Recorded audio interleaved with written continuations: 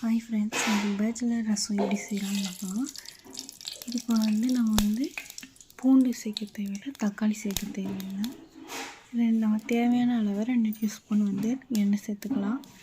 அதோட கடுகு, தேவையான அளவு கடுகு, கொஞ்சம் ஜீரகம், வெந்தயம் சேர்த்துக்குவோம். இந்த 3 பொருள் சேர்த்துக்கலாம். இது நல்லா பொரிஞ்சு வரணும்.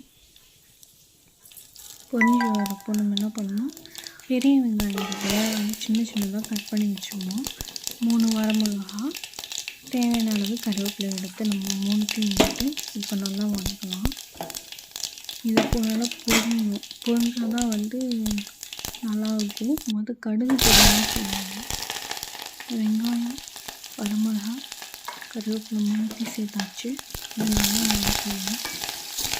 அதே அளவு இது வதக்கிறப்போ நம்ம தேவையான அளவு புளி எடுத்து அது ஊற வச்சுருக்கோம். அது ஊற வச்ச தண்ணி நமக்கு இதில் கலந்துக்கலாம்.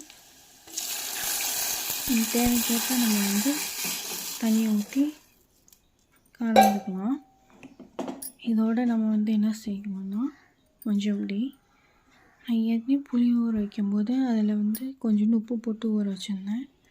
இப்போ இன்னும் கொஞ்சம் உப்பு போட்டுக்கிறேன், பத்தலைன்னு உப்பு போட்டுக்கிட்டேன்.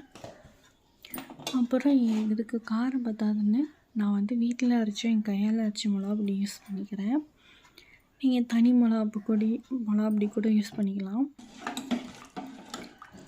இதை நல்லா கலக்கி விட்டுக்கலாம். நான் டேஸ்ட் பண்ணி பார்த்தேன், ரொம்ப புளிப்பாக இருந்துச்சு. அதனால் தேவையான அளவு கொஞ்சோண்டு தண்ணி யூஸ் பண்ணிக்கிட்டேன். அவ்வளோதான், ஈஸியான பேச்சுலர் ரசம் ரெடி.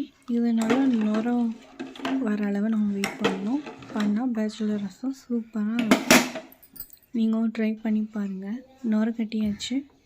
இதை இப்போ ஆஃப் பண்ணிடலாம்.